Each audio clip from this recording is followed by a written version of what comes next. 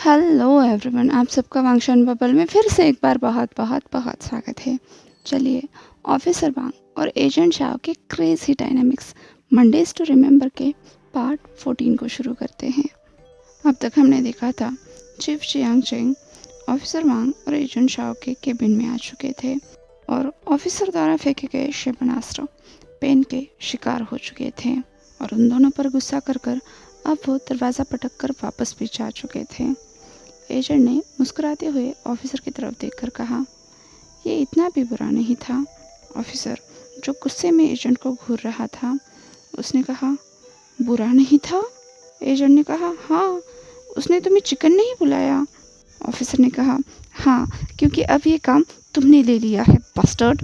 Agent ने मुस्कुराते हुए कहा, अगर ये सुनकर तुम्हें अच्छा लगता है तो ठीक है, तुम बहुत प्यारे चिकन हो।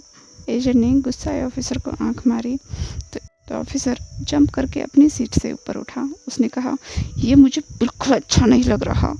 एजेंट अपने दोनों हाथ सामने लेकर नाम हिलाते हुए बोला, चिल्लाओ मत, शायद वो फिर से तुम्हें सुन ले। ऑफिसर ने गुस्से में कहा, और ये किसकी गलती है? इस पर एजेंट पीछे झुका और एक भौं उठाकर बोला, वेल, मैं तो नहीं चिल्ला रहा। ऑफिसर ने कहा, पर तुम मुझे तो चिल्लाने पर मजबूर कर रहे हो। एजेंट ने कहा, हाँ, इसमें तो मज़ा आ रहा है। ऑफिसर ने कहा, क्या मैं तुम्हें जान से नहीं मार सकता? एजेंट ने कहा, फिर तो तुम मुझे बहुत याद करोगे बेबी। ऑफिसर ने कहा, मुझे नहीं लगता। एजेंट ने कहा, कम से कम तुम लिटिल सैनसन को तो बहुत मिस करोगे। ऑफिसर कुछ नहीं बोला। एजेंट ने कहा, देखा? हाँ, मैंने तुम्हें क्या देखा? कहते हुए ऑफिसर फिर से अपनी सीट पर बैठ गया। पीछे झुककर अपनी सीट पर रिलैक्स हो गया, आंखें बंद कर ली और चेहरे पर एक प्यारा सा पाउट बना लिया। उनकी बातें हमेशा इसी तरह से होती थी। बाहर वालों को तो यकीन भी नहीं होगा कि ये उनका प्यार दिखाने का ज़रिया था और दोनों भी इस तरह की बातचीत को बहुत ज़्यादा एंजॉय करते थे।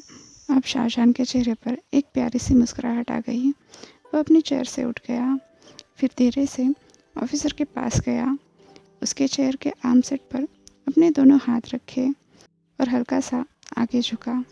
ऑफिसर की आंखें अभी भी बंद थीं, इसलिए वो देख नहीं पाया एजेंट की आंखों में उसके लिए कितना प्यार भरा है।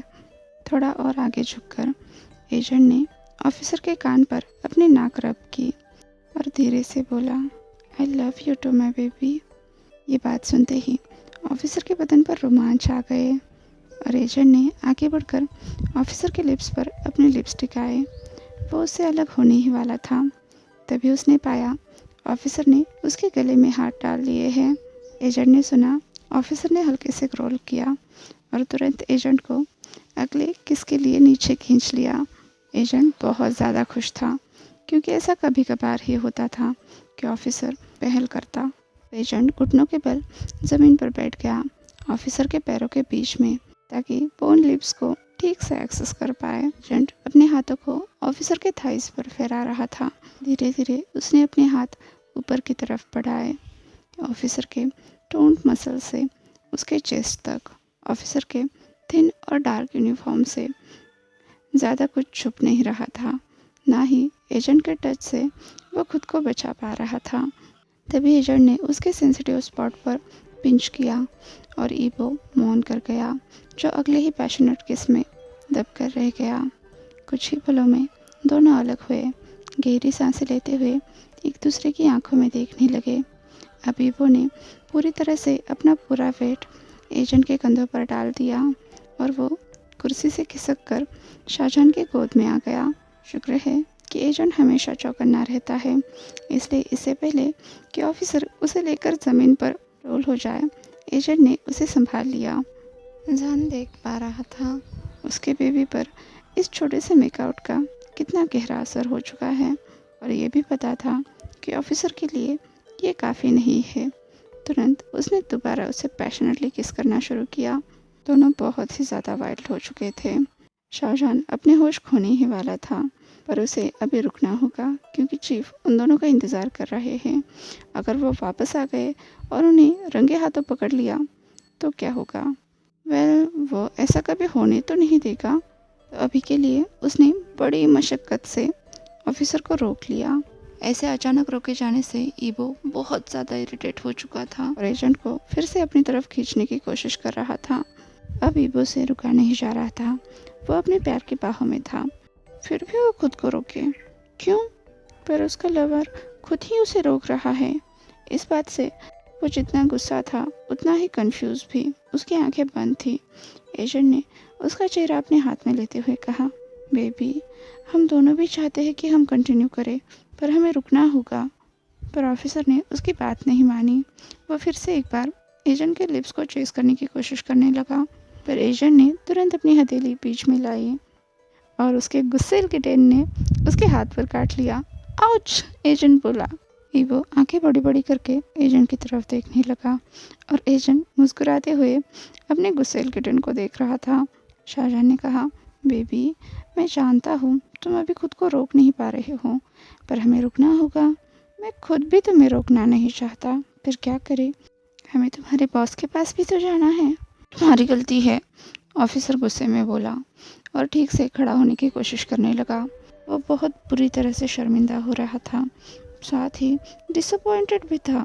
जो उसे चाहिए था वो तो उसे मिला ही नहीं और इस तरह से भूखे पेट फिर से काम पर लगना बहुत मुश्किल था। वो ऐसे कैसे जा सकता है? उसने गला साफ किया और ठीक से खड़ा हुआ। अब उसे खुद को शांत करना होगा और उसके जूनियर को भी, जो बहुत गुस्से में लग रहा था। इस बात से ऑफिसर भी फ्रस्ट्रेट हो गया। उसने कहा, ये कैसे हो सकता है? ये सब तुम्हारी गलती है और तुम्हारे झंझन की। और ये, रुको, क्या मैं एडिक्ट बन चुका हूँ? तुम्हारी वजह से, सब कुछ तुम्हारी वजह से। एजेंट ने कहा, वेल, मुझे तो कोई प्रॉब्लम नहीं है जब तक कि तुम मुझसे एडिक्टेड हो, और मुझे बहुत खुशी होगी तुम्हारी सारी ज़रूरतें पूरी करने में। एजेंट ने मुस्कुराकर ऑफिसर की तरफ देखा, जिसका हाल अभी भी एक चिकन से ज़्यादा बेहतर नहीं था। पर तुरंत एजेंट के समझ में आ गया उसका बेबी सच में परेशान है, तो उसने बात बदल दी और ऑफिसर को अपनी बातों में उलझा दिया। तुरंत ऑफिसर शांत भी हो गया और एजेंट उसका हाथ पकड़कर उसे ऑफिस से बाहर ले गया। अगर चीफ से ज़्यादा इंतज़ार कराया तो वो शायद फिर से मुश्किल में पड़ सकते हैं। चलते चलते एजेंट ने कहा, बेबी, जब ये सब मेस ख़त्म हो जाएगी ना, तो हम दोनों एक छोटे से वैकेशन के लिए चले जाएंगे। मेरे पास एक छोटा सा बीच हाउस है, हम उसका इस्तेमाल कर सकते हैं। तुम्हें क्या लगता है, क्या मैं इसके बाद चल पाऊँगा? ऑफिसर ने शक की निगाह से एजेंट को देखते हुए कहा। एजेंट ने मुस्कुराकर ऑफिसर के माथे पर फ्लिकर किया और बोला, क्या सोच रहे हो? और लोग कहते हैं कि मुझे शर्म नहीं आती। वैसे चिंता मत करो, तुम चाहो तो मैं तुम्हें हर जगह कैरी करके ले जा सकता हूँ। मैं नहीं चाहता कि तुम मुझे कैरी करो, बेवकूफ़, ऑफिसर ने कहा। एजेंट ने कहा, क्या मैं इसका मतलब हाँ समझूं? हो सकता है, ऑफिसर ने कहा। शाहजहां ने तुरंत ईबो के चिन को पकड़कर ऊपर किया और उसकी आंखों में देखने लगा, ताकि ऑफिसर उसके डीप और हिप्नोटाइजिंग आंखों से बचकर भाग न जाए। ठीक है, हाँ, लाल गालों के साथ ईबो तुरंत हथियार डालते हुए बोला। अपने कलीग्स को उसने पूरी तरह से इग्नोर कर दिया, जो उन दोनों का शो बड़े ही चाव से देख रहे थे। ऑफिसर एजेंट को धक्का देकर तुरंत हॉल से नीचे गया।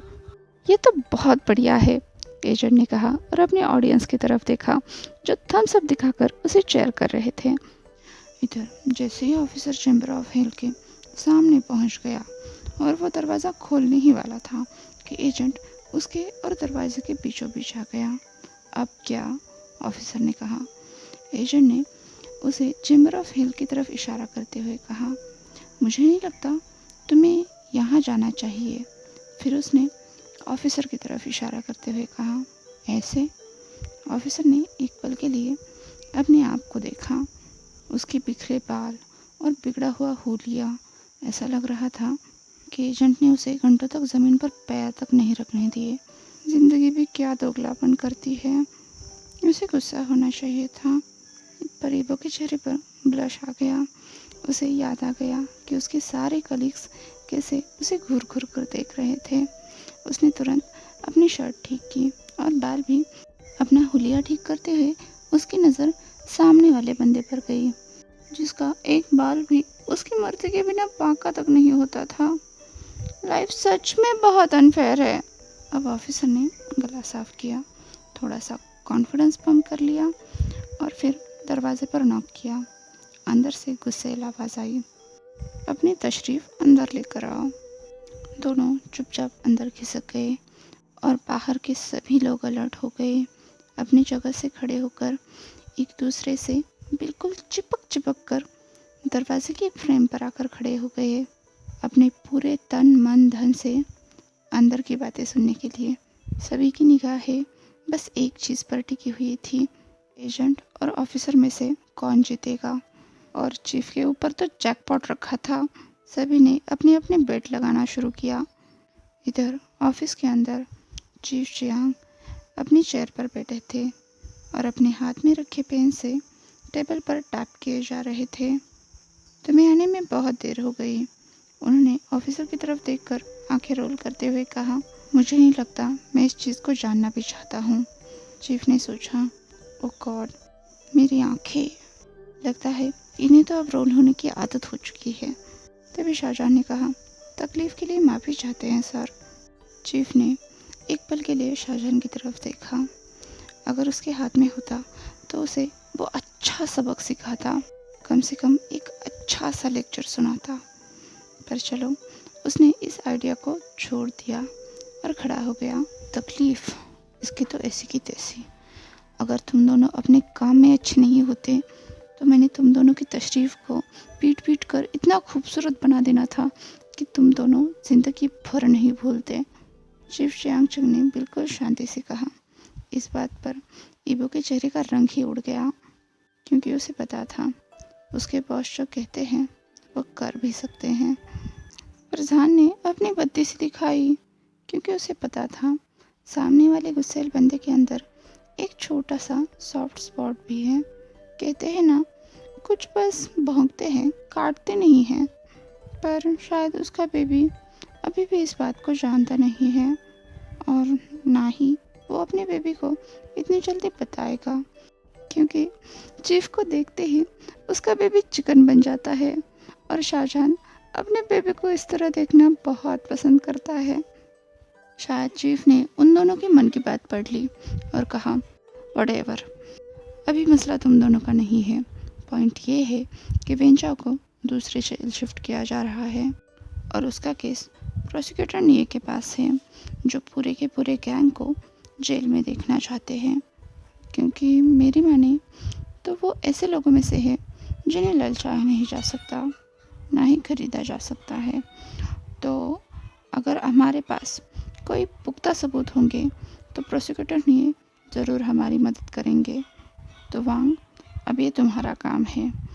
जब वेंचाओ को दूसरे जेल शिफ्ट किया जाएगा, उस दौरान तुम उसके साथ रहोगे। तुम्हारे पास ज़रूरत की सारी चीज़ें होंगी, तो तुम्हें पता है अपना काम कैसे करना है। जल्द ही तुम्हें इस ऑपरेशन की सारी इन्फॉर्मेशन मिल जाएंगी। कोई सवाल? ऑफिसर ने नामे सिर हिलाया। तो शाहजहां ने पूछा, और मेरा क्या? चीफ ने कहा, राइट, तुम एक अलग कार में रहोगे। हमें अभी तक वेंचाओ के फादर के बारे में नहीं पता, जो इन सब बुड़बकों का लीडर है। तो यहाँ से 3 एक जैसी कार निकलेंगी। एक में तुम रहोगे, एक में ऑफिसर और वेंचाओ रहेगा, और तीसरी कार में ट्रेंड ऑफिसर्स रहेंगे। हम किसी भी हालत में बैल बुद्धि वेंचाओ को नहीं खो सकते, क्योंकि वही एक ज़रिया है जिससे हम वेंट रोहान तक पहुंच सकते हैं। समझ गए? शाहजहां ने कहा। पर शाहजहां का दिल इस बात को बिल्कुल भी नहीं मान रहा था। वो जानता था ये सब बहुत खतरनाक है। उसने एक पल के लिए अपने लवर की तरफ देखा। वो किसी भी हालत में इस बंदे को तो डेंजर में नहीं डाल सकता, और उसका दिल कह रहा था उसे ख्याल रखना होगा। चीफ ने कहा, अब बाकी कुछ नहीं रहा, तो अब तुम दोनों जाओ और तैयार हो जाओ। अपने हथियार और डिवाइसेस की जांच कर लो, और हाँ, थोड़ा आराम भी कर लेना। रात 11 बजे ये ऑपरेशन शुरू होगा। और हाँ, मुझे ये बताने की ज़रूरत नहीं है कि ये बहुत कॉन्फिडेंशियल है। दोनों बंदे हामी से हिलाकर वहाँ से चले गए। पर जब वो ऑफिस से बाहर आए, सभी की नज़रें उन दोनों पर थी और सभी बहुत नाराज़ लग रहे थे। शाहजहां ने अपनी एक भौं उठाई और अपने रूम की तरफ चलने लगा। वो बस कुछ कदम ही चला था कि एक दुबली सी लेडी आकर उससे टकराई और जो कुछ भी वो कैरी कर रही थी सब कुछ ज़मीन पर बिखर गया। और हमारा शाहजहान तो इतना बड़ा जेंटलमैन है, उसने तुरंत माफ़ी मांगी, नीचे झुका और उसका सारा सामान समेटने में मदद करने लगा। बेचारी लेडी उसके ऑरा से ही डर गई और अपना बैलेंस खो दिए।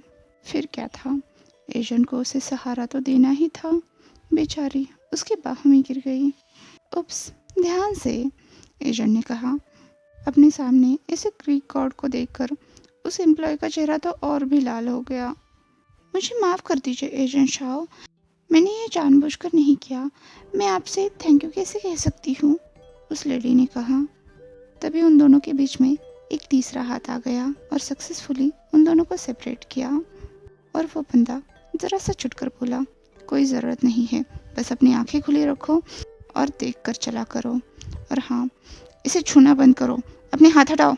ऑफिसर वांग अपने आदमी से उस औरत को ऐसे हटा रहा था जैसे गुड़ से भिनभिनाती मक्खियाँ दूर कर रहा हो।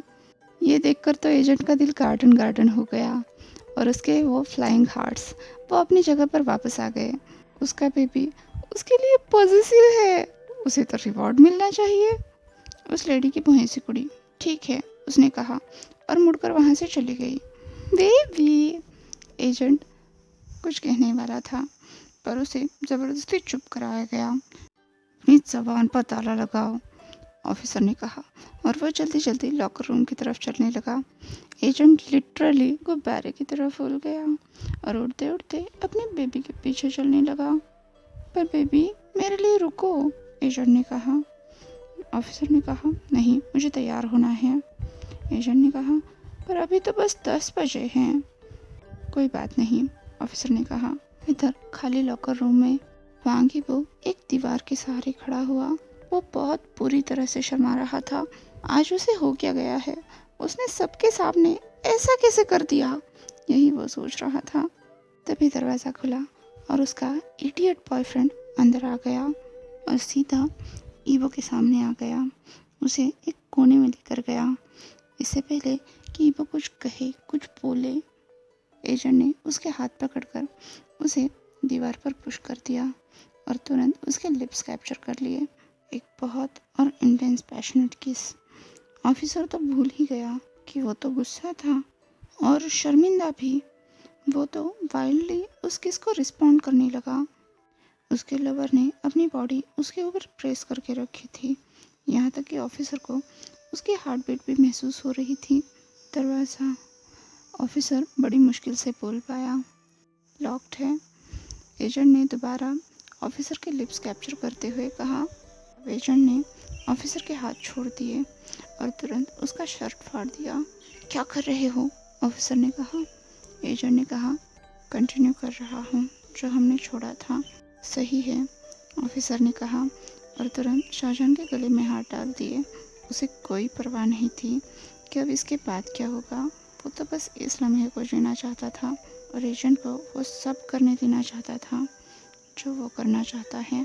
फाइनली उनके एक छोटे से एडवेंचर के बाद ऑफिसर अब कहीं जाकर तैयार होने लगा।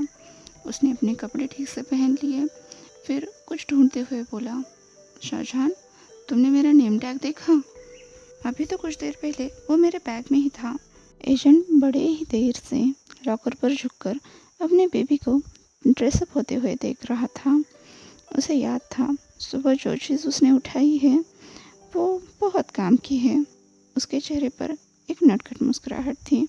वैसे उसे इस चीज़ को लेकर तब तक कॉन्फिडेंस नहीं था जब तक उसने अपने बेबी ऑफिसर को पॉजिटिवली उसे अपने कलीग से दूर हटाते हुए नहीं देखा। पर जब से वो उस घटना का साक्षी हुआ है और उसका दिल गार्डन गार्डन हुआ है, वो तो कॉन्फिडेंस से गुब्बारे की तरह फूल गया था। तो अब वो अपनी कांड को कन्फेस कर सकता है। मैंने उसे लिया है, एजेंट चहचहाया। अब ऑफिसर ने अपने लॉकर में उछल कूद मचाना बंद कर दिया और एजेंट की तरफ देखकर पूछा, तुमने पहले क्यों नहीं बताया? तो एजेंट ने कहा, ऐसे ही। क्या तुम मेरा लेना चाहोगे? ईवो गुस्से में शाहजहान की तरफ घूमा। क्या बकवास! वो आगे बोल नहीं पाया। शब्द उसकी ज़बान पर ही अटक गए जब उसकी नज़र शाहजहान के हाथ में पड़े बॉक्स पर गई।